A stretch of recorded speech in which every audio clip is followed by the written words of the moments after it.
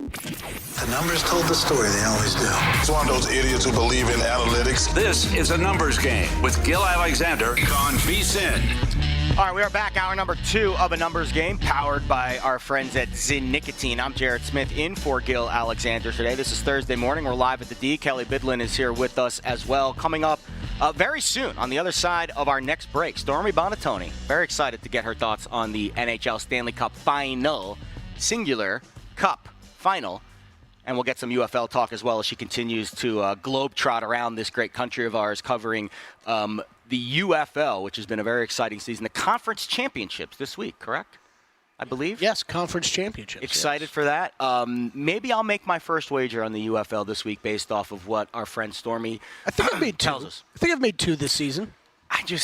I struggle with making bets on leagues that I don't watch or handicap. Sure. Because I feel like I'm just guessing. Now, I feel like I'm guessing a lot with the Yerfy-Nerfy stuff too, but let's be honest. At least I have some data to back up the guesses. Speaking of, there are a couple games today of interest. So I have noticed, and we'll get back into more NBA talk at the end of this show. We also have some awards segments in Major League Baseball to get to as well. But let's go micro here for a minute. Because I have noticed over the last week, magically, since the calendar turned to June, all of a sudden the offenses in baseball are perking up.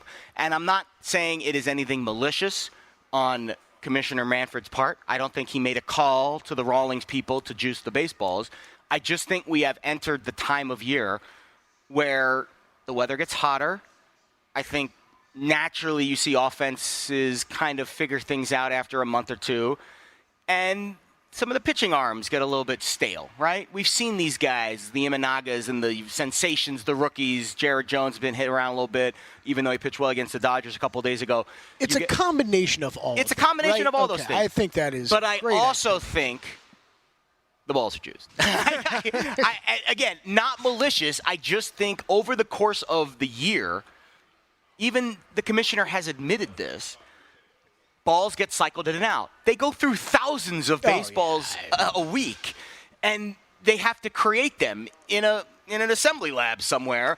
And if the composition is just slightly off from one batch to the next, inconsistency is the word that has been used. And I think we are now in a time, at least over the last week, based off of the sound that some of the ball that Ohtani hit off of Skeens last night. That was fun yesterday. And then Judge hit one off, I forget who, in San Francisco the other day. And I tweeted out, I was like, this ball made that sound. And I know it's Judge and it's Ohtani. These guys are superhuman. And it's funny, as I say that, they just played the highlight here on one of the TVs here at the D. The ball just jumps in a certain way that you're like, oh, wow, that made a sound I haven't heard yet this year. And I think we're kind of in that time now. So my point being all of this, the Yerfy, I think June is the Yerfy month. I call it the Yerfy Yeti. Would you like the baseball count real quick? I'd love it. I've never looked this up before.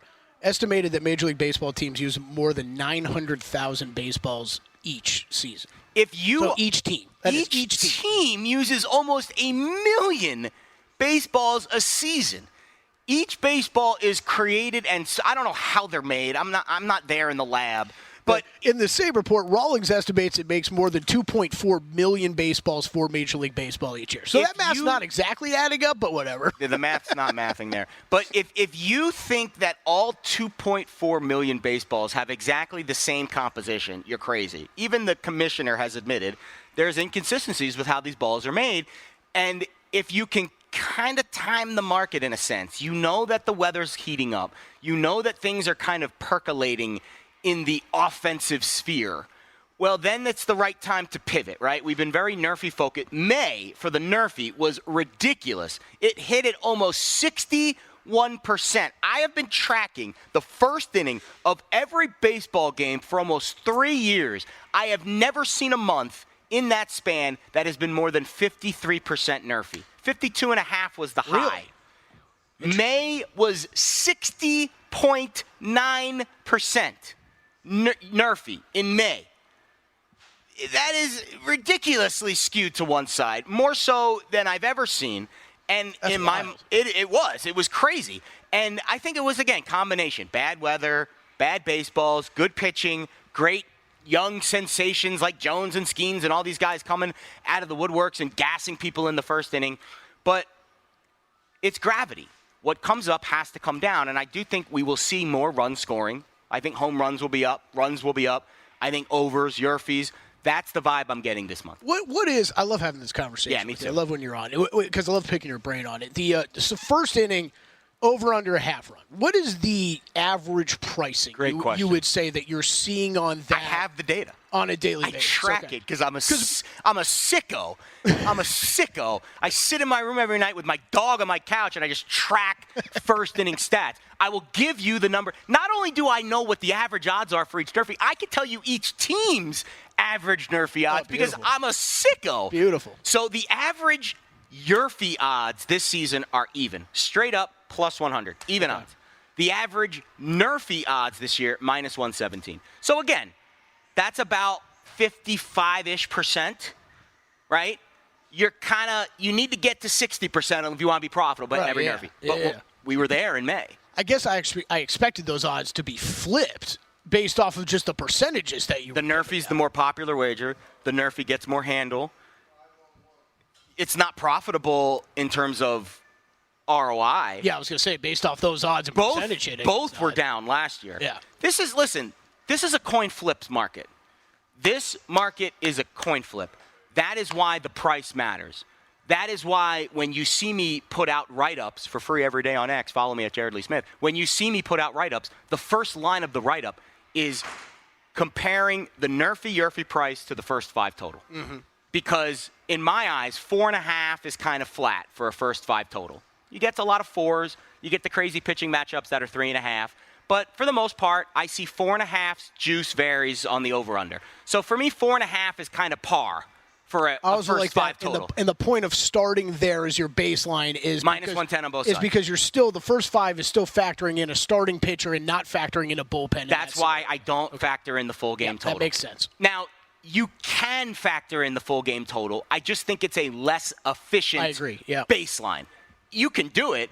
It's just less efficient. So you take the first 5 total, you compare it at 4.5, minus 110 on both sides. That's what the Nerfy price should be, minus 110 on both sides. 4.5 straight par.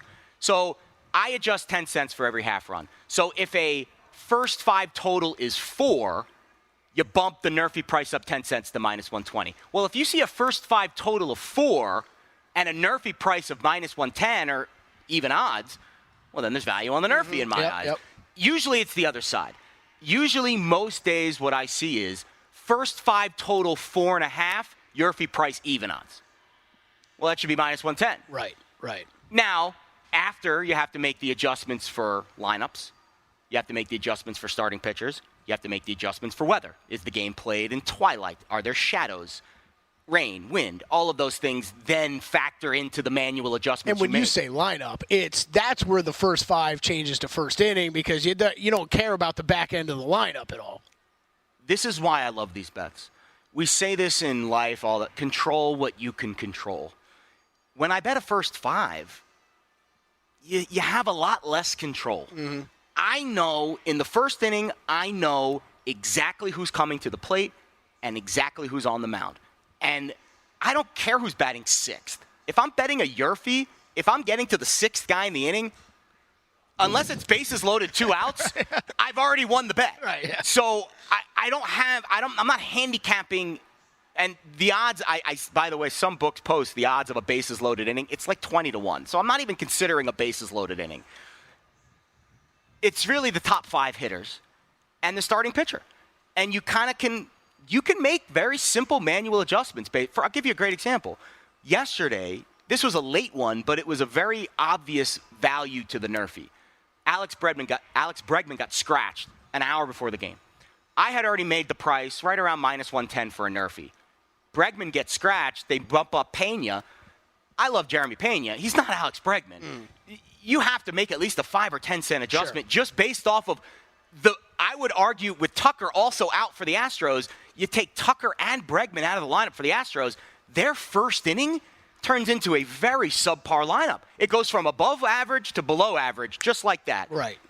A lot of times, The full game total will adjust. Then maybe it'll trickle down to the first 5 total. But the derivatives rarely adjust off of stuff like that. They kept that Nerfy price the same. That's great. I got the same Nerfy price before Alex Bregman got announced out than when he got announced out. And That's a massive difference now. Huge difference. At least 10 cents. It's a massive difference. So these are the types of things I look for when I'm analyzing the first inning.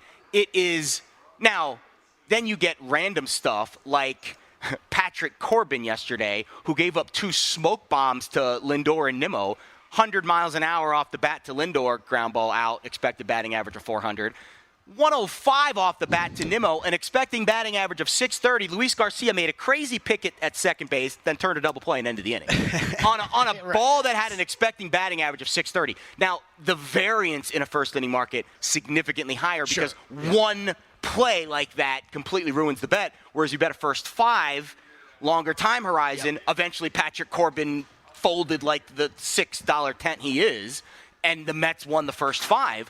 But I didn't get that run home in the first inning because of some good defense and some bad variance. So you have to kind of fight both things. You know a lot more information, and you can make a much solid number than I think you can in a first 5.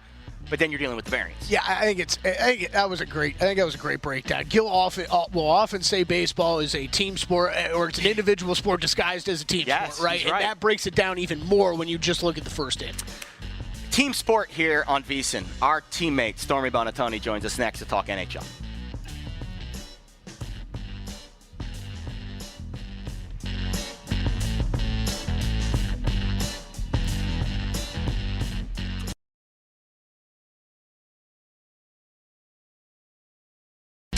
A numbers game on VSiN, the sports betting network.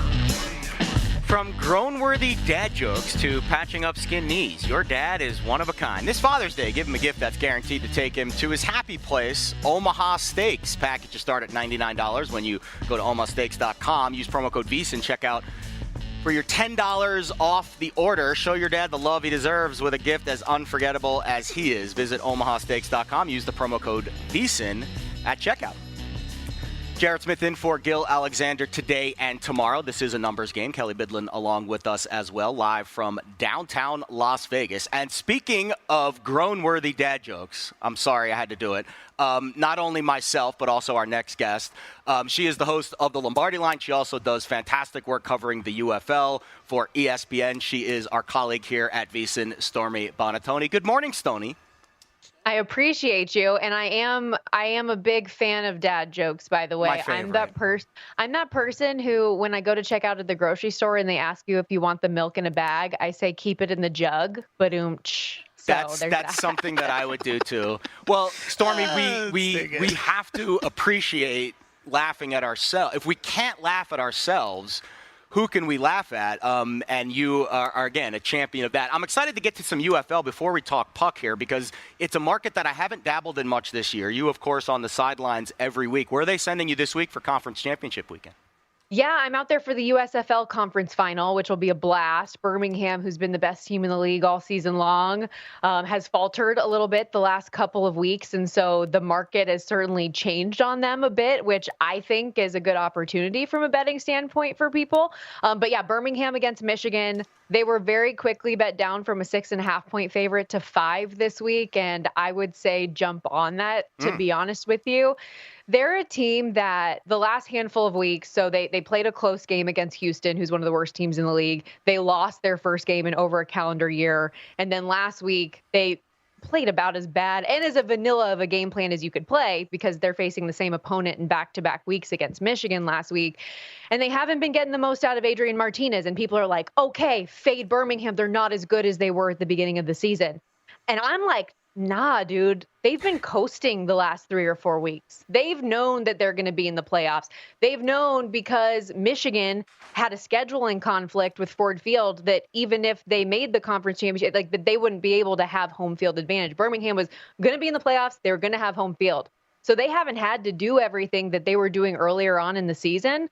And I think with that in mind, they're going to go all out now that it is must-win games. Let's win a third straight spring football title. And this is a great buy low spot in my mind on Birmingham in this game and in the futures market right now. Yeah, Birmingham right now minus 115 to win the UFL championship. The other game on Sunday, San Antonio, St. Louis. The Battlehawks, 3-point home favorite there. So we think Birmingham all the way. You're okay with laying it in the futures market as well?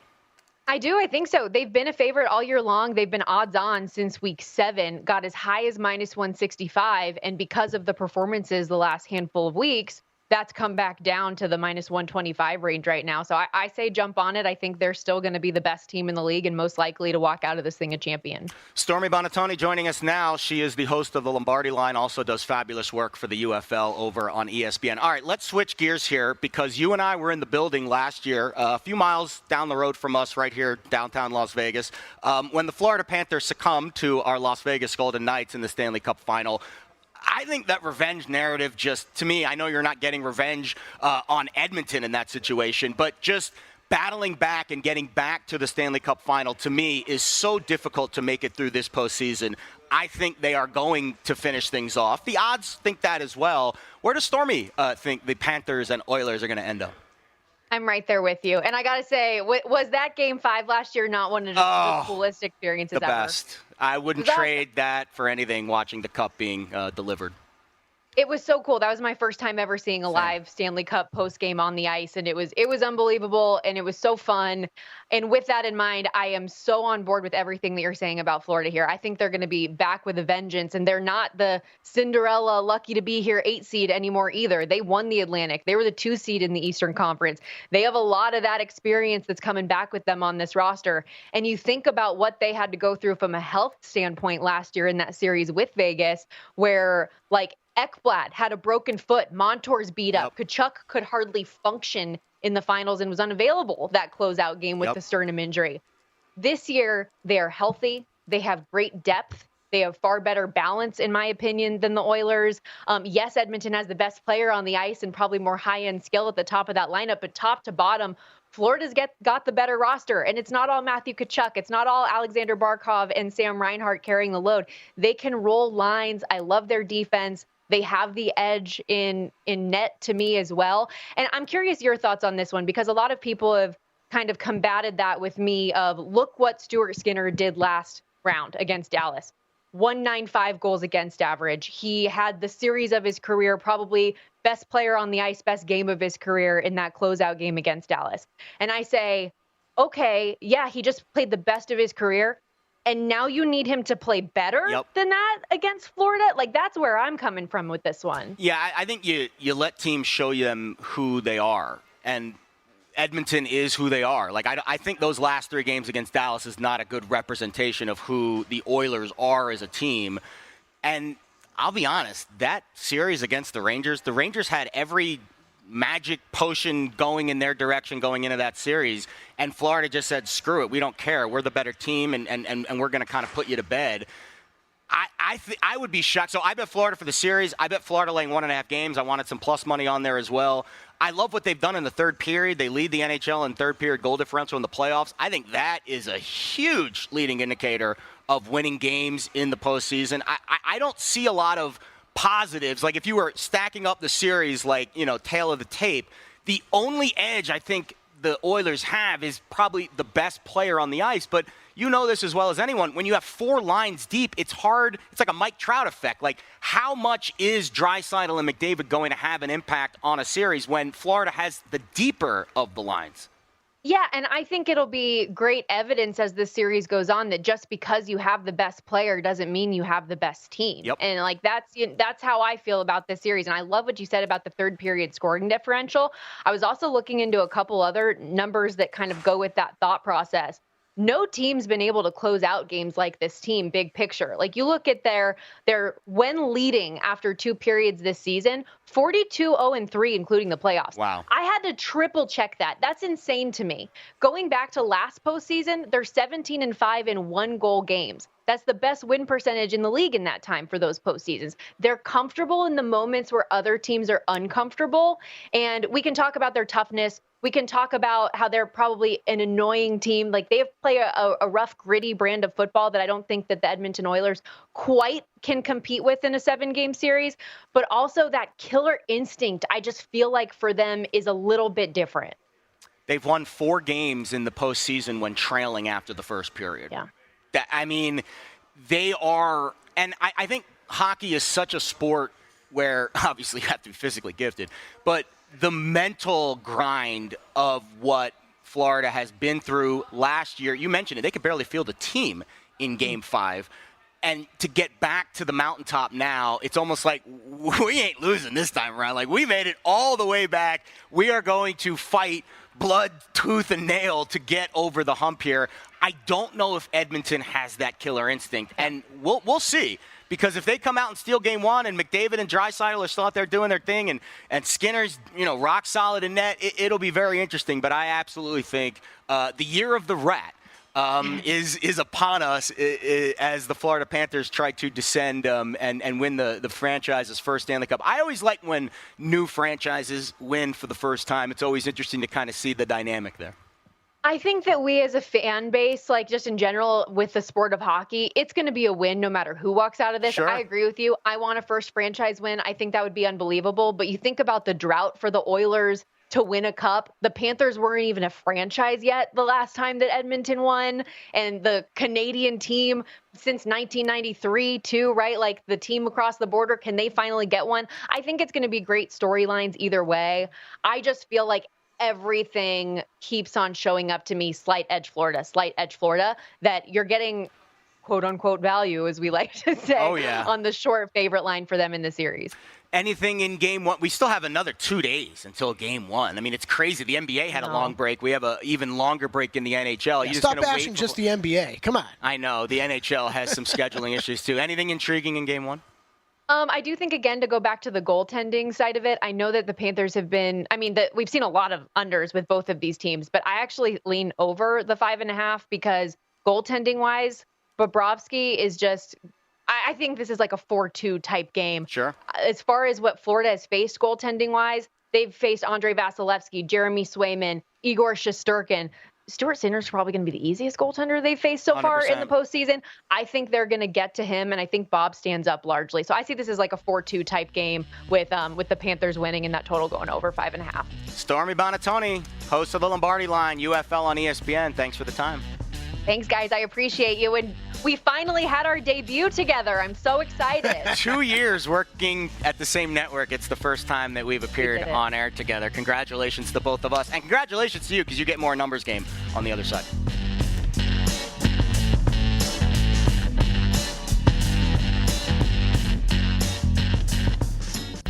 A numbers game on VSiN, the sports betting network. My read is loading here. All right, act now, save big. I got it. Don't worry. Technology. For a limited time, get an annual subscription to VSiN Pro at an unbeatable price, normally $240 a year. You can now subscribe for just $199. We'll throw in an extra month for free. That's 13 months of VSiN Pro access for less than 50 cents a day. With VSiN Pro, you'll gain instant access to our daily best bets, real-time betting splits, exclusive betting systems, premium analysis, 24/7 video content. Don't miss this incredible offer. Visit VSiN.com/subscribe now. Use promo code ANG. Claim your discount. Get a bonus month. Special deal won't last long. VSiN.com. Subscribe today. Use the promo code ANG. VSiN, the sports betting network. We appreciate our colleague, Stormy Buonantony, hopping on in that last segment. Also, Zachary Cohen in our first hour talking NBA. We had the NBA Finals, the Stanley Cup Final. Stormy threw in some UFL talk. We have all 3 major sports covered. Now let's get back to the 4th. Because Major League Baseball, to me, and thank you very much to this viewer, Sky High, awesome stuff, sending us a tweet just a few moments ago, complimenting us for the Yerfy-Nerfy analysis, the first 5 information and the questions that you were asking me and kind of the back and forth that we were having. Yeah, I got a couple of who's this guy on with you? This is great. So that's the guy. That's the man, Jared Smith, right there. I love that. The Yerfy-Nerfy man. As Dustin Sweetelson says, the father of first innings, which is my favorite. So you know this. You've been around the sports world a long time. You can't pick your nickname. It has to be given. It has to be anointed like the knight of the round table. You arise, Sir Robin of Locksley. That is how I felt after that. It was last year.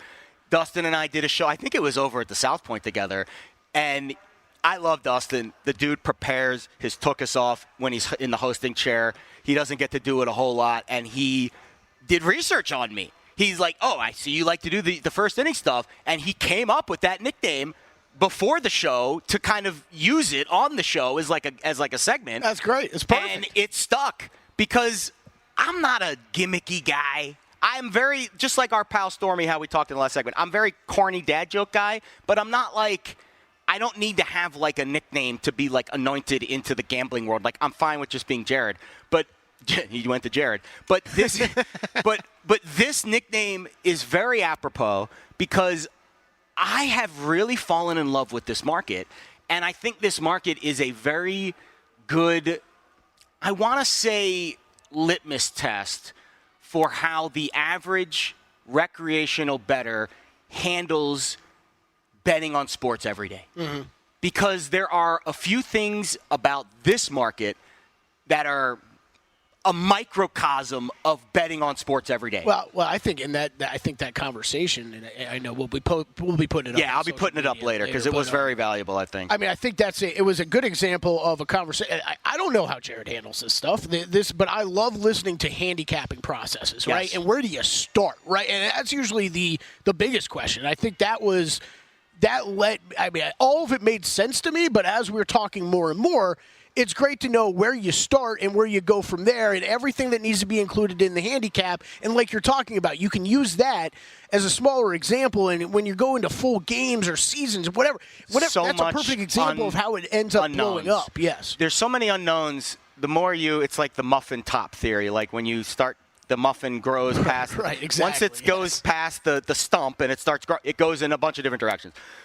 That first inning is a microcosm of betting on sports every day because it's obviously a grind. There's information, there's data that you can use to help you. But at the end of the day, I call them the nerfy-yerfy gods, right? I have the nerfy nymph and the yerfy yeti. I guess I am a little more gimmicky than I lead on. Yeah, apparently. I guess I'm very gimmicky. I apologize for lying to you a few moments ago. But that, to me, is at the end of the day, we can handicap this stuff till we're blue in the face. I can create a good number. I can base it off of a bad number that the sports books hang. I could bet that number. It could move in my direction. Everything could be working in your favor. And then Brandon Nimmo, with a runner on first, could hit a ball directly at 106 miles an hour at the second baseman, who turns an insane double play on an expecting batting average swing of 630. And it's just like, what do you do? You're sitting there and you're like, I handicapped this game perfectly, and you still lost. That is a microcosm of sports betting. We only have control until the game starts, and it is cruel the way that we lose sometimes. Baseball is, every sport has its cruel ways of losing. Baseball's no different. But the way that I approach it is, it has taught me to not let it affect and impact how I handicap, because you could lose 4 or 5 bets in a row like that in excruciating fashion, and we're human beings. Our natural instinct is to say, well, that's not working, let's change. Mm-hmm. But consistency, discipline, and the ability to create a system that is repeatable and that you can derive value from based off of numbers. Yeah. I'm not a math guy. I don't have this advanced, actuary degree like our friend Steve Fezzik that can create all these probabilities in his head. But he has helped me, and other professional gamblers have helped me take the recreational mindset and apply it to sports betting. So we're not making the sharpest bets out there. There's always going to be someone sharper.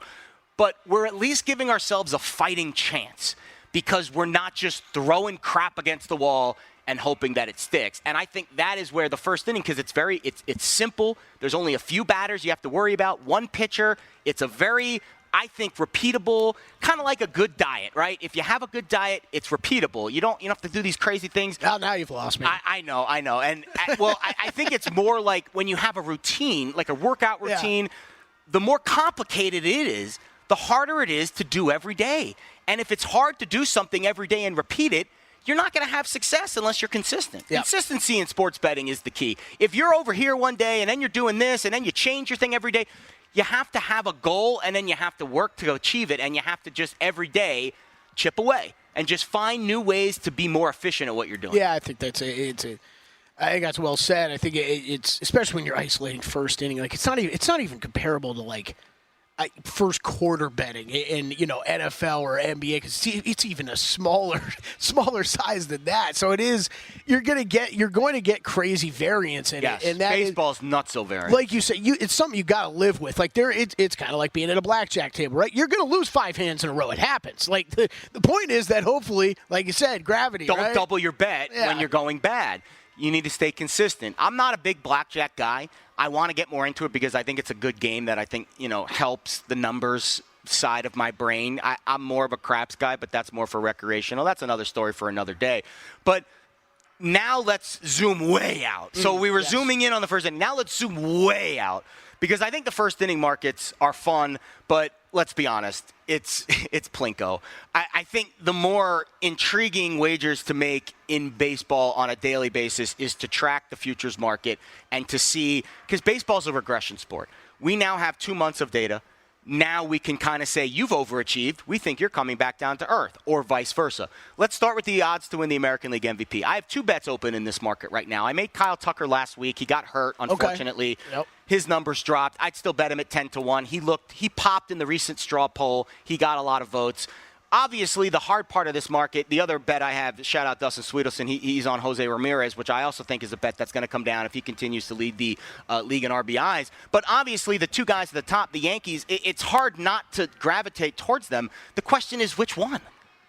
That's what's fascinating. How do you pick one between the 2? Yeah, much like we just talked about with the first inning stuff. Like it's much more of an individual sport than it is 100%. A team sport. Like if this was the NBA, right? Like you couldn't price like this, right? I guess you can a little bit more with Major League Baseball, but at the end of the day, How often you see 2 players that are priced the same this late in the year? I mean, very rare. But you're still talking about Major League Baseball, them being on the same team, and writers that are voting on this. You think my first instinct says they're going to split the vote, and it's going to open up for someone else to win this thing.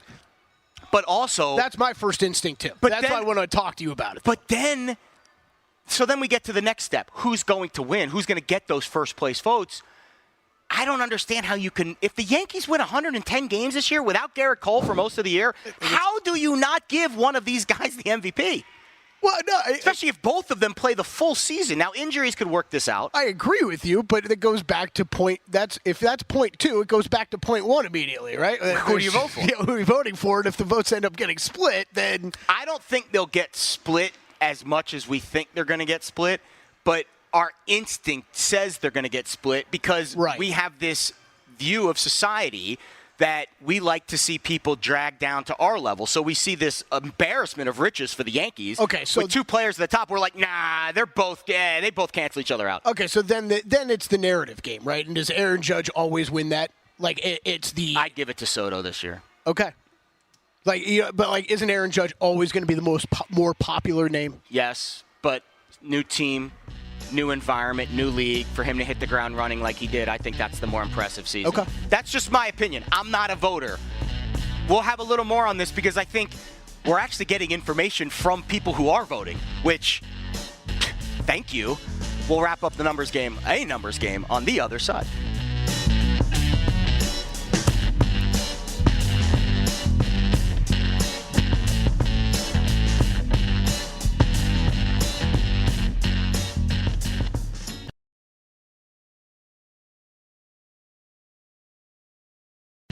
A numbers game on VSiN, the Sports Betting Network.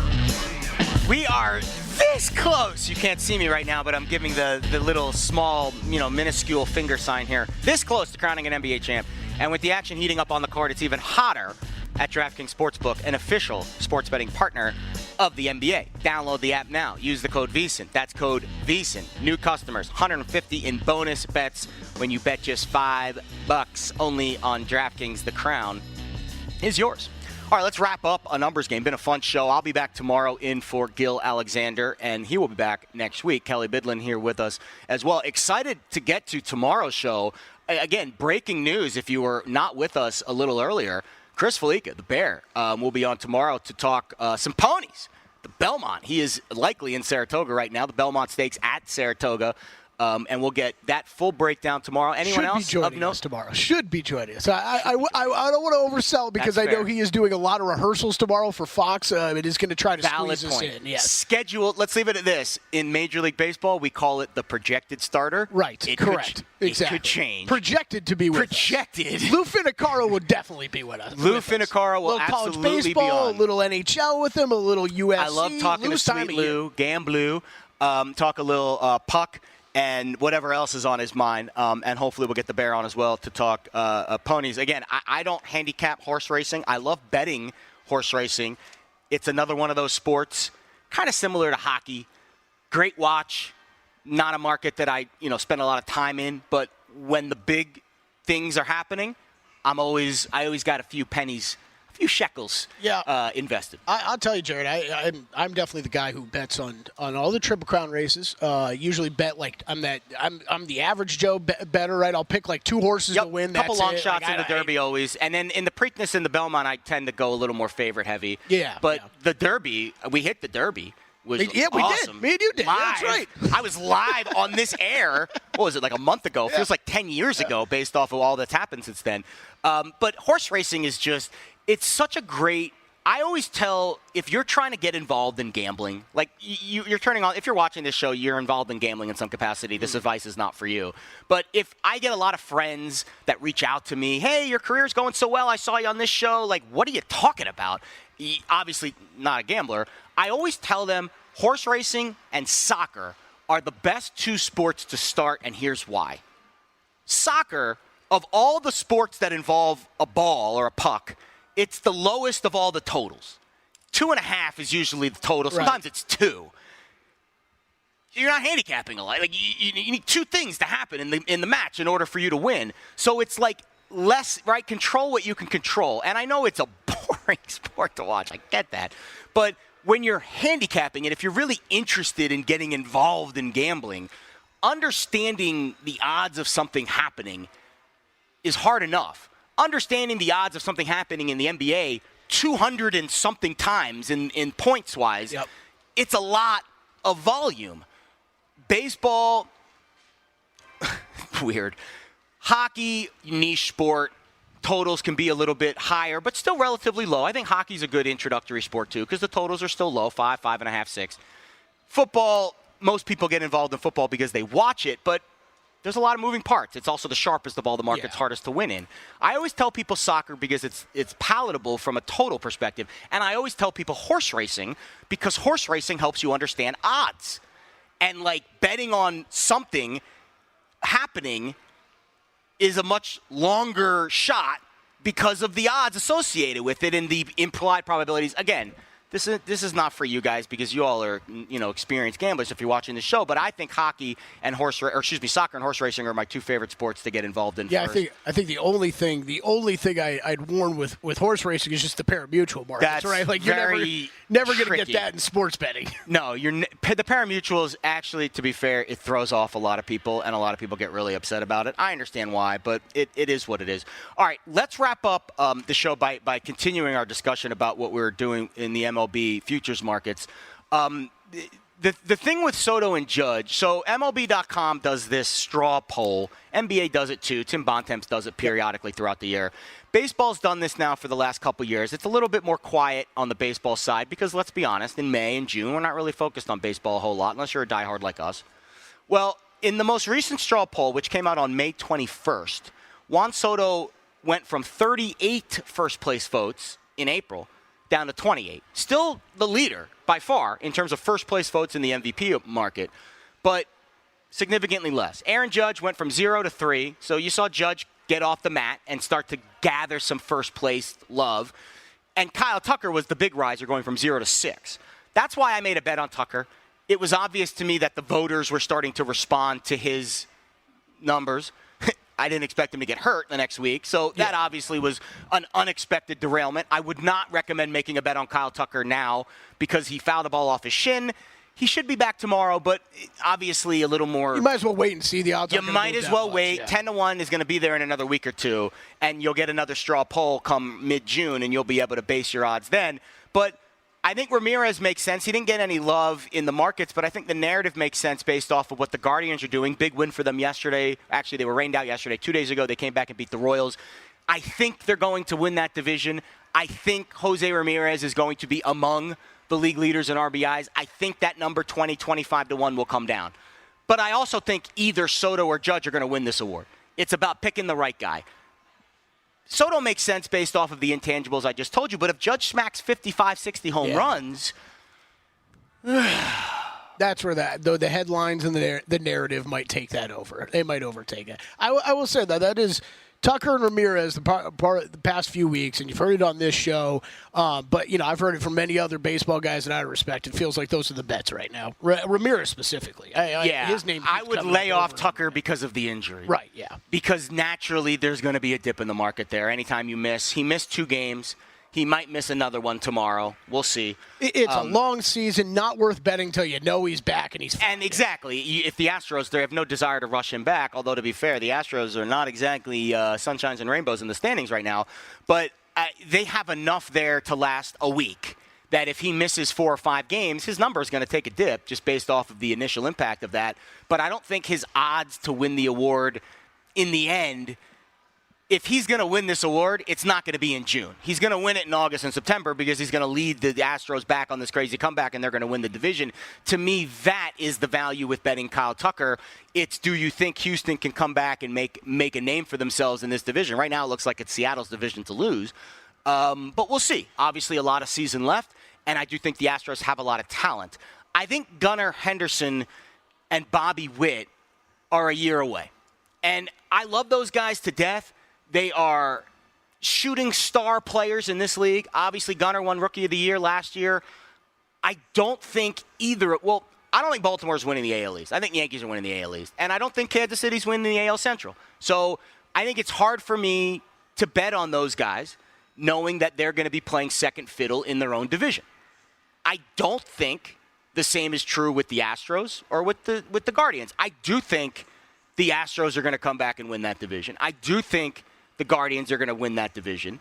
And that's why I'm a little more comfortable with Tucker and Ramirez. But at the end of the day, at some point in the next month or two, I will make a bet on either Judge or Soto to kind of balance my action a little bit. I don't know which one, and I don't know when. I'm leaning Soto, but I ain't there yet. Yeah, it's going to be interesting to see what happens with those odds too, right? Like, I think they're both going to stay the same for most of the summer. Yeah, like if they both keep up the same-ish level, unless one of them gets hurt. Yeah, I'm with you. That's the only reason that one of them would dip dramatically. Yeah, I think you're right. So, any NBA Finals bets for you tonight? Was there one you said you were going to look at? I'm going to bet Tatum over rebounds. I'm going to bet Kyrie over rebounds. I think naturally we're going to see a lower scoring game tonight, but I don't think it's going to be – I don't necessarily think it's going to be a stone cold under. Like, I think it'll be a game – if you want me to script it out, one of the teams is going to be impacted by the rust, shooting-wise. I think it's going to be Dallas, but I'm not 100% sure. Yeah, I think if I was looking that way, it's what you brought up earlier in the show. I think I'd look maybe first half, first quarter. First quarter like under. If you really want to get sweaty, I love the first quarter, the first inning bets. But I do think there will be a point in this game where both offenses get into a rhythm. Yeah, me too. And then, just like any NBA game, honestly, the best way to bet the NBA is live. That has been my feeling this entire postseason. We do these shows. We have to give out our opinions. So we don't have the advantage of just, being on the air 24/7. We can just tell you exactly the moment we bet live. That's what social media is for. But I think I'll bet a lot of rebounding prop. I love Zachary's Maxi Kleber prop. Yeah. I think I love props where it's one and done. And I think Boston wins. I think Boston covers. But I'm not 100% sure on that. I think game one is much wait and see. Yeah, I'm in on the over pregame. I'm with you. I might get attracted to Dallas side live, but I'll probably be staying away from the side in this game one. We'll break it all down tomorrow. It's been a great show, and I will be back tomorrow in for Gail Alexander here on A Numbers Game for Kelley Bydlon and our entire VSiN crew and all of our guests. Thanks for joining us.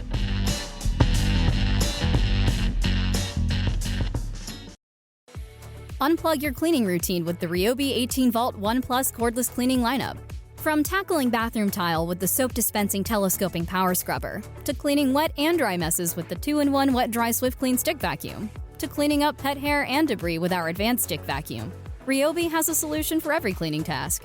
And because one battery powers over 300 products, you have the power to do more. Visit RyobiTools.com to learn more. Sold exclusively at the Home Depot.